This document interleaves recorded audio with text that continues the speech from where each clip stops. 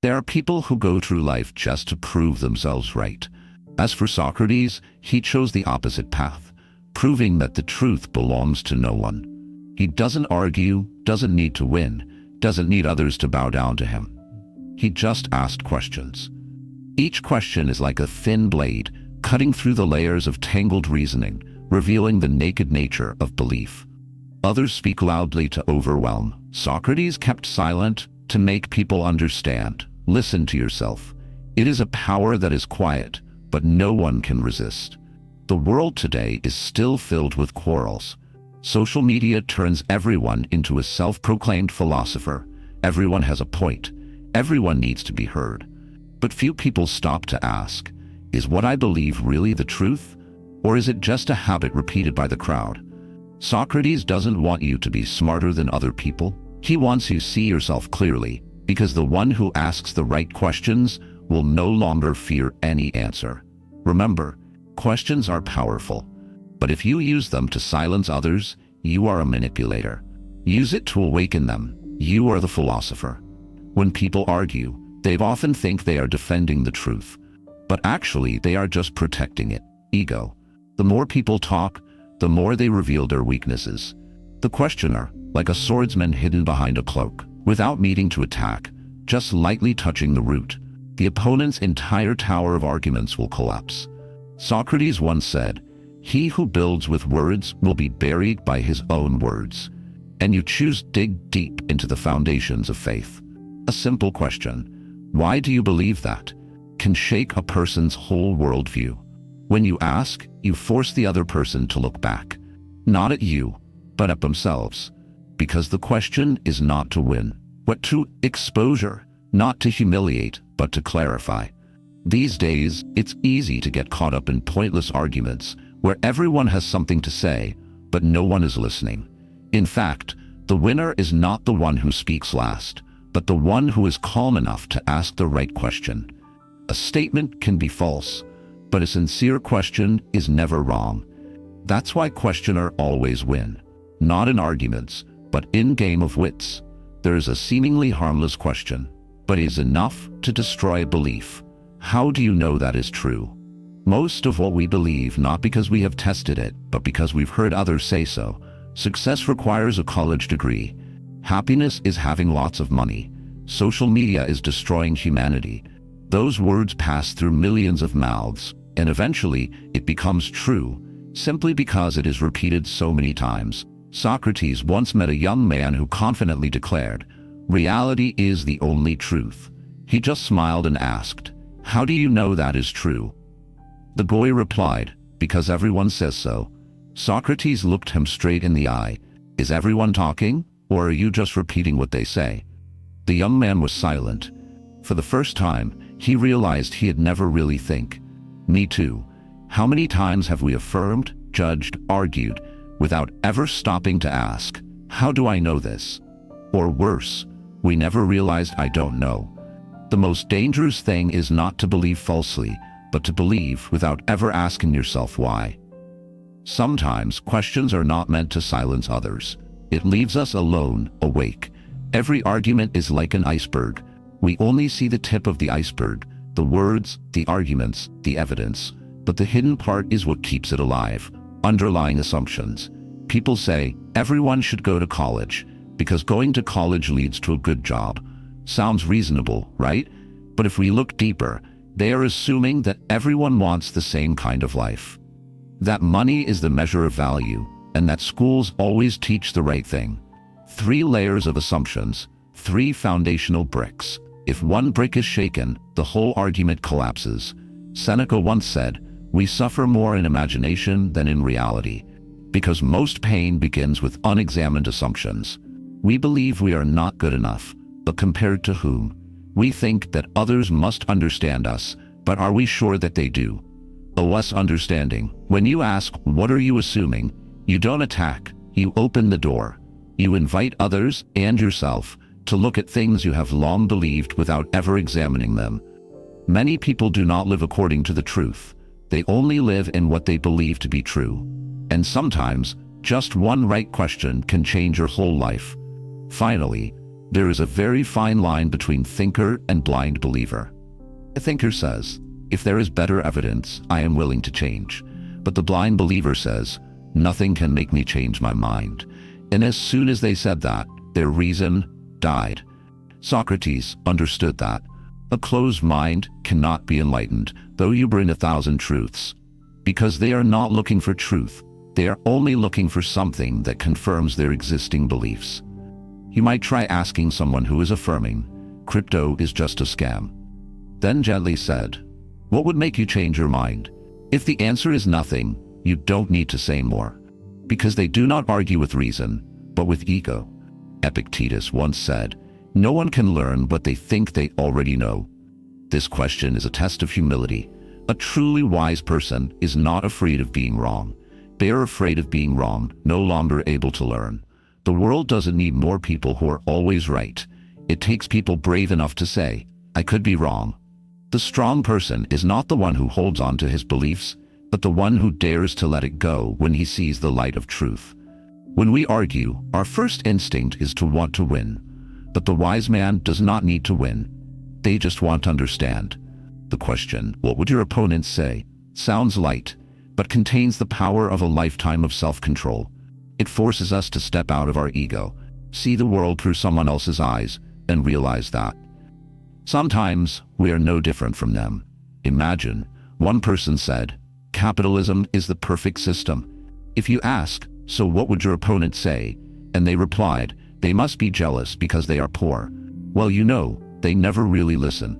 Marcus Aurelius once taught his son to understand the arguments of your opponents, even better than they understand themselves. That is the height of wisdom. This question is not to win an argument, it is to expand the mind.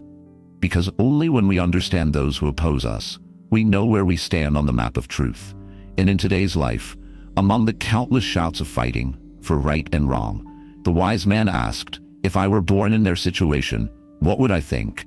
Is the one who has touched the border of intelligence, where reason meets humanity. The weak want to win, the strong want to understand, the wise want to understand the other person.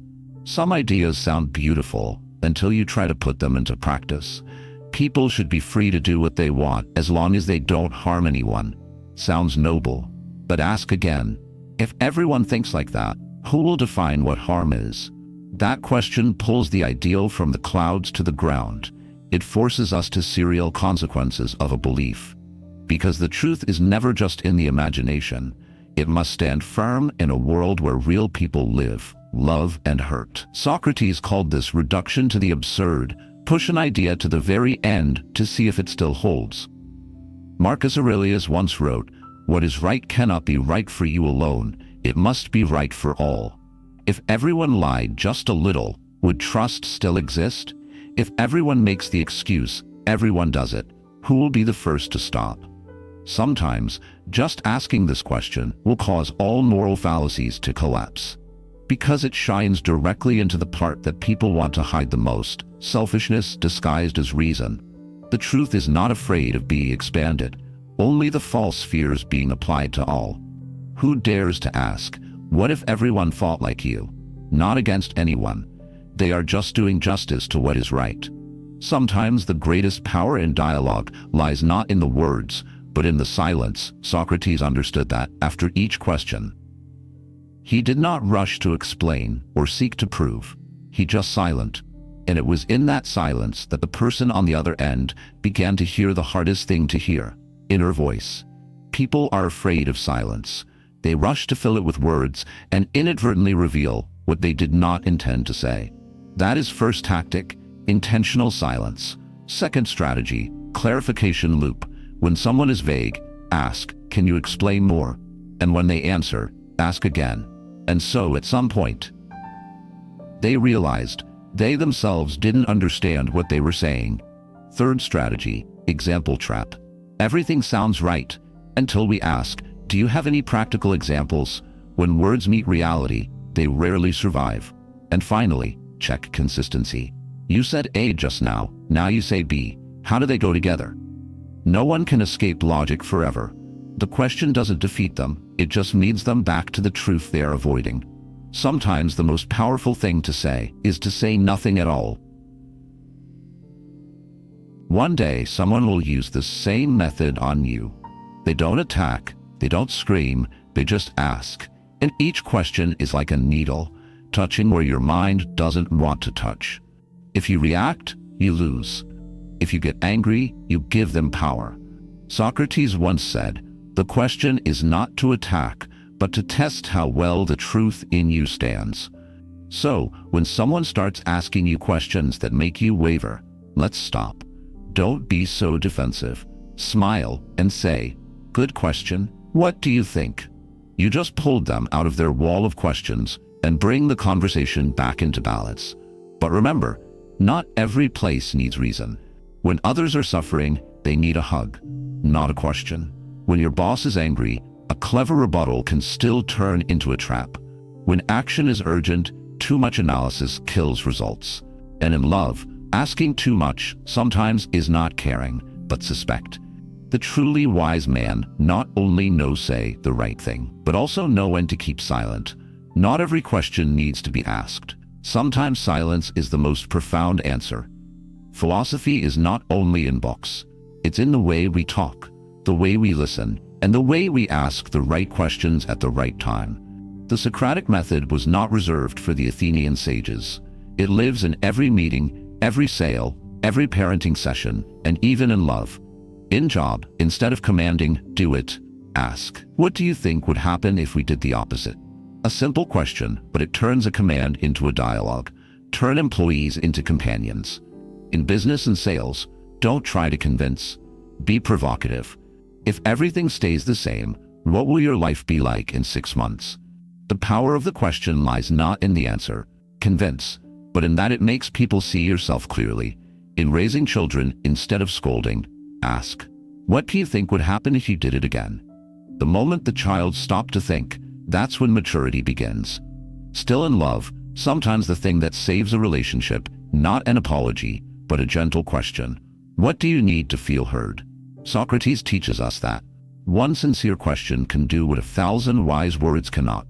Socrates was condemned to death, not because he lied, but because you asked too many questions. Right? That society is not afraid of wrong words. It is only afraid of possible questions, awaken people from their own illusions. Today, we are living in a similar world, where everyone talks, everyone argues, but very few people actually listen. And even less are those who dare to ask questions are a form of power. Use it to silence others, you become a manipulator. Use it to make others realize yourself, you become a philosopher. But with that power comes responsibility. Socrates reminds us of 3 virtues to keep. Intellectual humility, because no one knows everything. Sincere curiosity, because questions are only valuable when they come from a desire to understand. Collaborative thinking, because the goal of dialogue is not to win, but to together brighter. And 4 things to avoid. Intellectual pride, use questions to humiliate. Endless doubt, that builds nothing. And believe that you are the only one who holds the truth. When faced with a noisy person, trying to prove them right, remember, you don't have to shout to be heard. The strong do not need to silence others, they just ask a question that makes the world think. Ask not to win, ask to awaken.